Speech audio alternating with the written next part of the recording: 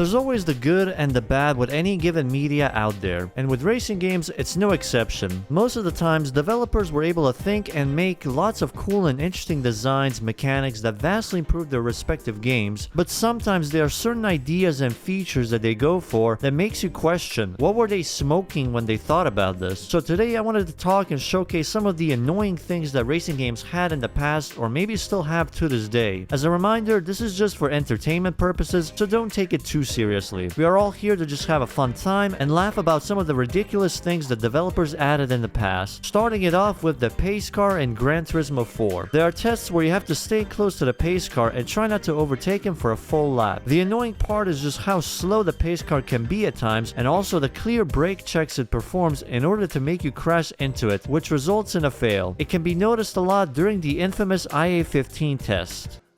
Ready? Ready?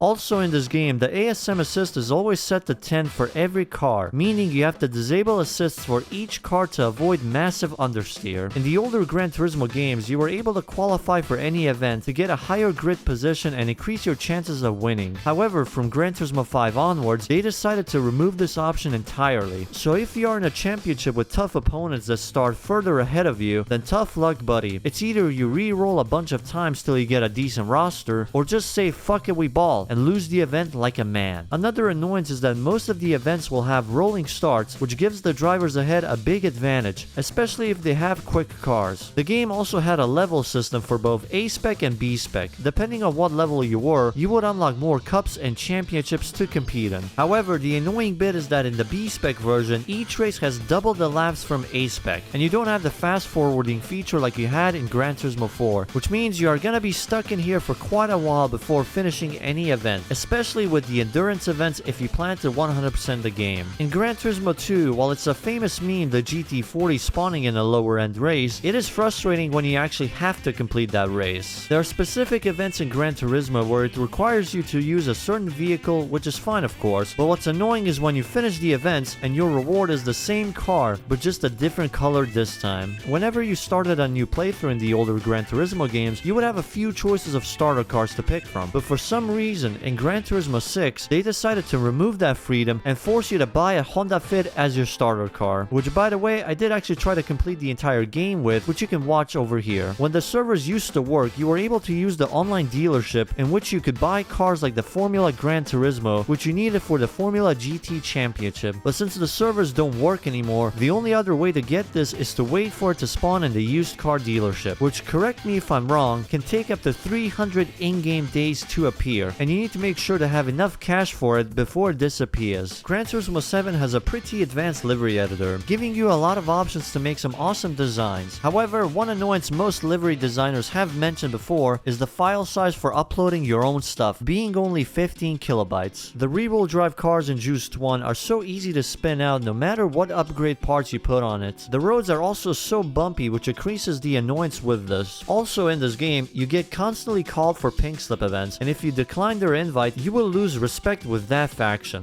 There's a TXR game focused on the Toge scene, that being TXR Drift 2, and this game has probably one of the worst events possible called CAT. You have a set amount of zones, and in them you have to get a certain amount of points to pass to the next checkpoint. The only problem is, if you slightly touch the wall, your entire run is dead. Nowadays, if you play this on an emulator, it's more manageable, because you can use save states, but for people that play this on original hardware, I can imagine a few controllers were broken in the process. The most annoying thing that has probably occurred to you in these games is the traffic spawning at the perfect place to mess you up.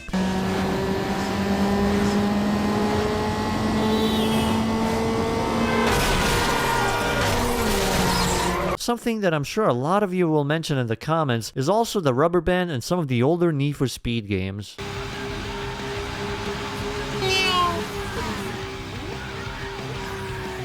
This one might be annoying to some and not to others, but the fact that Underground 2 has no teleport feature, having to drive to each race individually, which is fine in the cities and all, but going up and down Jackson Heights can get a bit draining. There is a mod that fixes this, but do let me know, do you prefer it with or without teleporting in the comments. Also, the star system in this game can be added into this, mainly because instead of making something that you truly like, you are forced to make the most ugly monstrosity out there in order to get enough stars to progress through a stage. There is also a mod that removes this requirement if you just want to actually make something nice in this game. After you've cleared all the championships in TDU2, you can't earn any money from them if you retry them. So if you want to continue getting money, your only solution is the side activities or going gambling in the casino.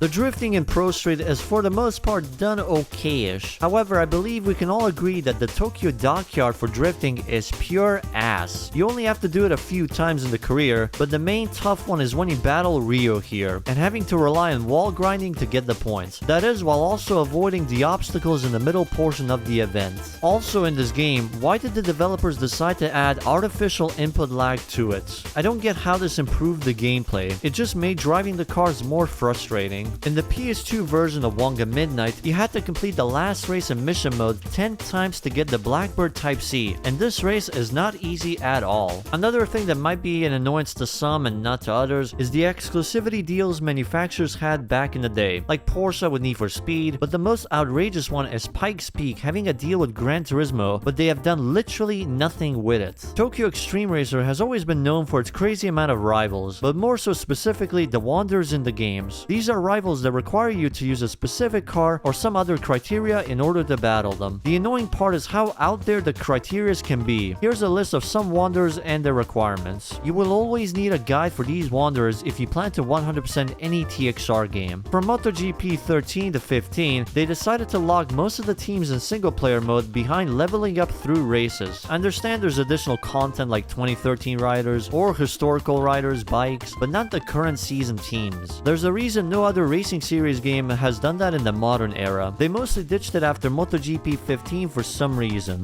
The upgrading system and Need for Speed Payback. Let's go gambling!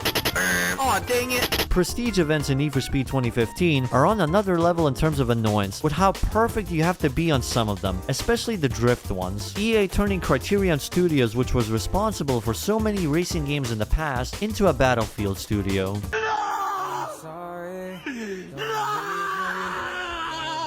The Ride series and the stupidly huge amount of DLCs that they have. In Enthusia, every time you change your car, the game forwards to the next week, which can result in you losing positions and rating just because of a simple car change, which was pretty much a run killer when I tried doing this challenge a few years ago. Luckily though, Mr. Admeister has made a patch for this, so you no longer lose your positions and can freely switch cars. Test Drive Unlimited has motorcycles in the game, but in order to actually unlock them, you have to find every other dealership in the game, and then you are able to get yourself a bike. The net coding in iRacing or other sims, it's completely out of your control and can ruin your race. Now I'm pretty sure there's a lot more things that I might have missed out on, so if I did, feel free to mention your annoyances with racing games in the comments down below, and I will see you in the next video.